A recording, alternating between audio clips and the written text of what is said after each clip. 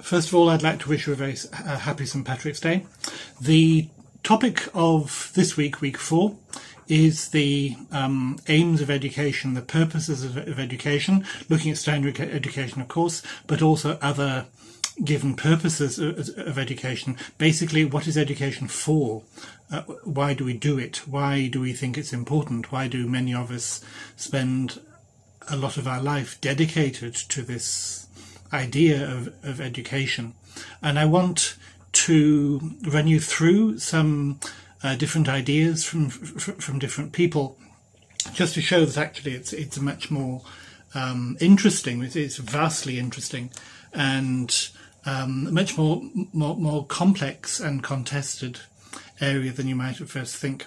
The first thing I'd like you to do is shortly to pause this little video and just write down, what do you think the purposes of education are? Why do we educate? Yeah?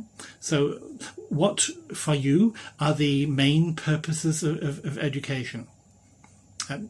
You can pause me here.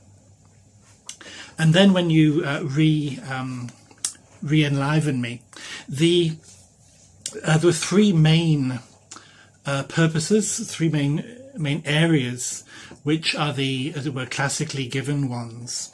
That education should teach you important knowledge, that education should also socialize you into society, and also education should be able to draw out your own individual talents. It should be able to be modified in order that you are able to flourish as an individual person.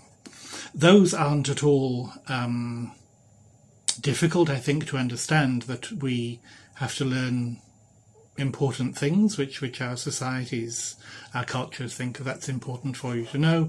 We need, at the same time, when you are educated with people, you get some kind of group understanding. And the third one is that we need some kind of individuation. The interesting thing is that when you look at those three, I always think you think of them as a triangle. They're almost mutually incompatible. If we look at the socialization, that really is it's why we have national curricula, and it's just, as it were, all learning the same thing. It's much more premised by the idea of the whole, by society as a whole. What is good for society for you to learn? At the opposite end of that, we have the individuation. I'm going to hop back here again. If you're always looking at the whole, at society, individuation doesn't necessarily happen. If we go on to individuation, this is you learning what you want.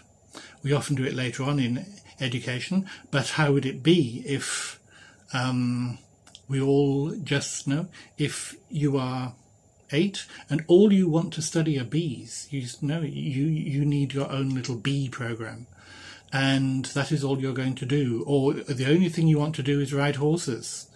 Maths and English, just as it were, aren't so important. You just want to have to immediately be individuated. How does that sit with socialization, which makes us a social whole? The other one which plays in is then the one in my mind's eye, is at the top of my triangle, which is important knowledge. In important knowledge, this would be the reason why many of you would have learned French, even though you didn't particularly want to, why you would have learned quadratic equations. I mean, the eternal plaint, why are we learning this? I mean, the answer is basically because it's good for you. I'm one of those people who has never lived, apart from having to teach it, I've never used quadratic equations in my life. But it's taken as important knowledge. It's the same way where many people in the English-speaking world read at least a couple of Shakespeare plays, sometimes during their education, and not infrequently against their will.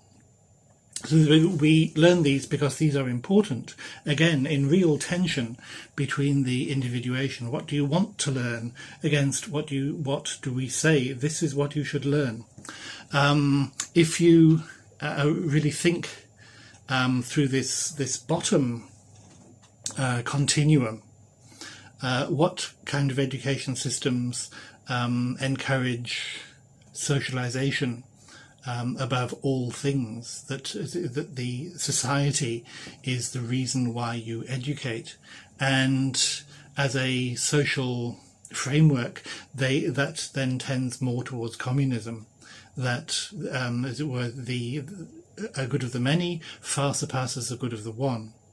And then if we go to the other extreme, maybe that eventually becomes an extreme. If we go to the other extreme, where no two people are learning the same thing, where they're so individualized, what kind of social system does that lead towards? And the same with if you only learn the things which are really important, which society says are important. What kind of social outcomes are we looking at then? So if you take these three and really try to experience the tensions which we live with within them, and think back to your own education, wherever it was and whenever it was, and how much was it a question, often it changes at different ages, of learning important stuff against you were with this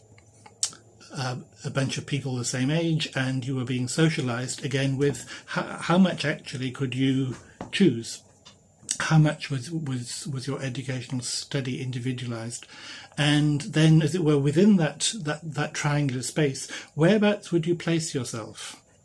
Would you place your education, and how was that? Would you like to have put that point somewhere in the middle, a little bit more towards socialization, towards you really wanted to learn more important stuff, or you would like education to have been more individualized for you? And just actually experience these three, when they get, as it were, to the extremes, they can become quite extreme. But just experience for yourself that the more you learn important things, the less individuation you've got. Where for you is that ideal balance, because you can't have both. You will have to hit a medium somewhere. Where for you is the important thing between individuation as against socialization? How important for you is everyone really being this individual against we really need to work within society, and we need to have things in common? And where on your sliding scale, on your continuum, would you put yourself? Where is then for you important? Yeah, and the same with important knowledge and socialization. And then you'll often come to some point in the middle and think, well, that is for me the purpose of education. Is this particular balance of the three, and the more you go towards one, as it were, your elastic bands which are tied to the others become tighter and tighter as the tension increases, and then as you go towards another, of course, that elastic band slackens, but the others become more tense. And just in your mind's eye, actually experiencing that as real tension is, I think, a good way to begin to understand some of the tensions which we as educationalists actually have within education. And the decision of what to do is by no means easy. The reading which goes with this is the one by Kieran Egan. It's an ebook, and the